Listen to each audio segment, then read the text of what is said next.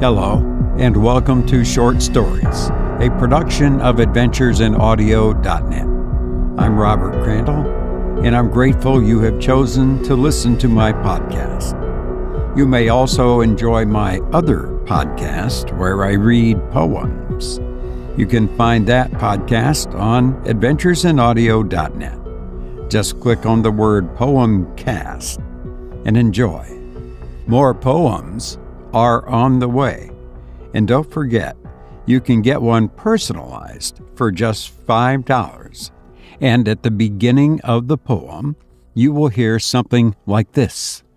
This poem prepared especially for Megan, or Mark, or whatever your name is.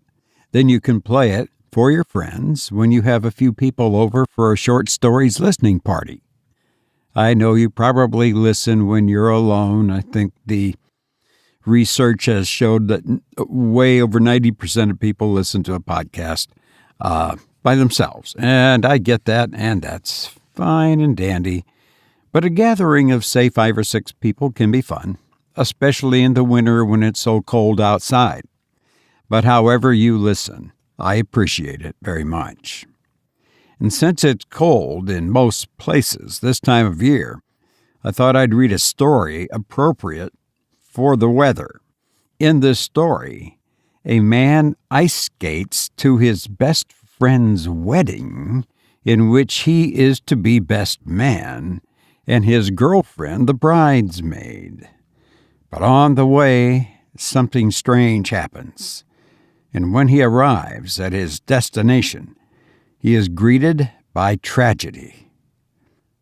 I hope you enjoy On the Northern Ice by Elia Wilkinson, Peattie.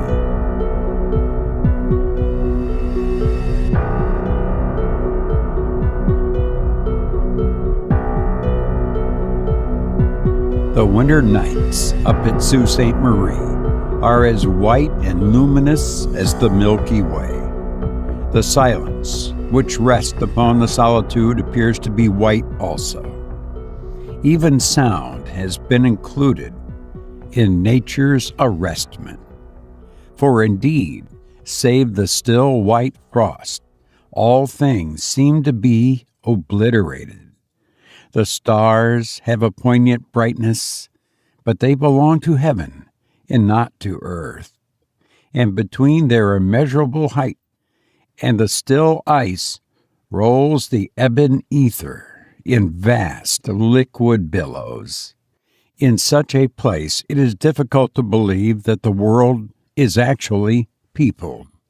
It seems as if it might be the dark of the day after Cain killed Abel, and as if all of humanity's remainder was huddled in a fright away from the awful spaciousness of creation. The night Ralph Hagedorn started out for Echo Bay, bent on a pleasant duty, he laughed to himself and said that he did not at all object to being the only man in the world, so long as the world remained as unspeakably beautiful as it was when he buckled on his skates and shot away into the solitude. He was bent on reaching his best friend in time to act as groomsman, and business had delayed him till time was at its briefest. So he journeyed by night, and journeyed alone, and when the tang of the frost got at his blood, he felt as a spirited horse feels when it gets free of bit and bridle. The ice was as glass, his skates were keen, his frame fit, and his venture to his taste. So he laughed, and cut through the air as a sharp stone cleaves the water. He could hear the whistling of the air as he cleft it. As he went on and on in the black stillness, he began to have fancies. He imagined himself enormously tall, a great Viking of the Northland, hastening over icy fjords to his love. And that reminded him that he had a love, though indeed that thought was always present with him as a background for other thoughts. To be sure, he had not told her that she was his love, for he had only seen her a few times, and the auspicious occasion had not yet presented itself. She lived at Echo Bay also, and was to be the maid of honor to his friend's bride, which was one more reason why he skated almost as swiftly as the wind, and why now and then he would let out a shout of exultation. The one cloud that crossed Hagedorn's sun of expectancy was the knowledge that Marie Beaujeu's father had money, and that Marie lived in a house with 2 stories to it, and wore otter skin about her throat, and little satin-lined mink boots on her feet when she went sledding. Moreover, in the locket in which she treasured a bit of her dead mother's hair, there was a black pearl as big as a pea. These things made it difficult, perhaps impossible, for Ralph Hagedorn to say more than, "I love you." But that much he meant to say, though he were scourged with chagrin for his temerity. This determination grew upon him as he swept along the ice under the starlight. Venus made a glowing path toward the west and seemed eager to reassure him. He was sorry he could not skim down that avenue of light which flowed from the love star, but he was forced to turn his back upon it and face the black northeast. It came to him with a shock that he was not alone. His eyelashes were frosted and his eyeballs blurred with the cold, so at first he thought it might be an illusion. But when he had rubbed his eyes hard, he made sure that not very far in front of him was a long white skater in fluttering garments who sped over the ice as fast as ever werewolf went. He called aloud, but there was no answer. He shaped his hands and trumpeted through them, but the silence was as before. It was complete. So then he gave chase, setting his teeth hard and putting a tension on his firm young muscles. But go however he would, the white skater went faster. After a time he glanced at the cold gleam of the North Star. He perceived that he was being led from his direct path.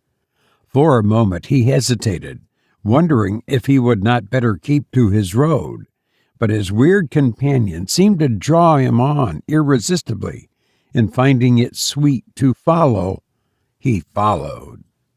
Of course, it came to him more than once in that strange pursuit that the white skater was no earthly guide. Up in those latitudes, men see curious things when the hoar frost is on the earth. Hagedorn's own father, to hark no further than that for an instance, who lived up there with the Lake Superior Indians and worked in the copper mines, had welcomed a woman to his hut one bitter night, who was gone by morning, leaving wolf tracks in the snow. Yes, it was so.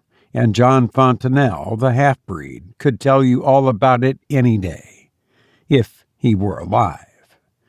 Alack, the snow, where the wolf tracks were, is melted now. Well, Hagedorn followed the white skater all the night, and when the ice flushed pink at dawn, and the arrows of lovely light shot up into the cold heavens, she was gone, and Hagedorn was at his destination. The sun climbed arrogantly up to his place above all other things, and as Hagedorn took off his skates and glanced carelessly lakeward, he beheld a great wind rift in the ice, and the waves showing blue and hungry between the white fields. Had he rushed along his intended path, watching the stars to guide him, his glance turned upward, all his body at magnificent momentum, he must certainly have gone into that cold grave. How wonderful that it had been sweet to follow the white skater, and that he followed. His heart beat hard as he hurried to his friend's house, but he encountered no wedding furor. His friend met him as men meet in houses of mourning. "Is this your wedding face?" cried Hagedorn. "Why, man, starved as I am, I look more like a bridegroom than you." "There's no wedding today." "No wedding? Why, you're not—" "Marie Beaujour died last night." "Marie?" "Died last night. She had been skating in the afternoon, and then came home chilled and wandering in her mind, as if the frost had got in it somehow. She grew worse and worse, and all the time she talked of you." "Of me?" "We wondered what it meant. No one knew you were lovers." "I didn't know it myself, more's the pity. At least I didn't know—" "She said you were on the ice, and that you didn't know about the big breaking up. And she cried to us that the wind was offshore and rift widening. She cried over and over again that you could come in by the old French creek if only you knew." "I came in that way." "But how did you come to do that? It's out of the path.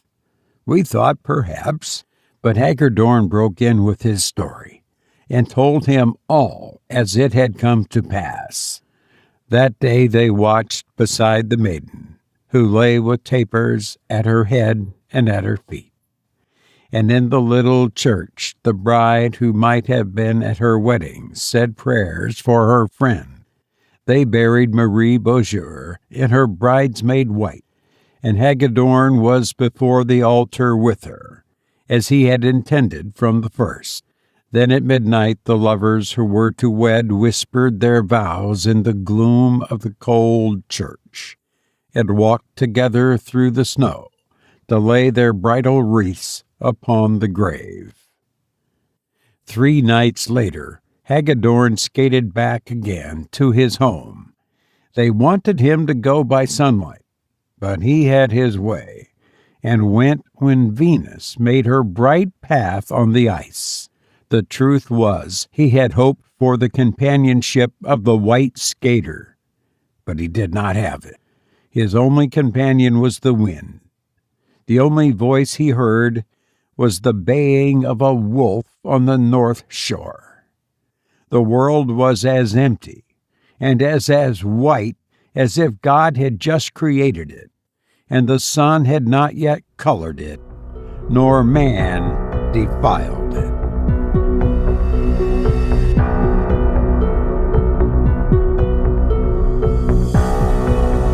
You've been listening to On the Northern Ice by Elia Wilkinson Peattie.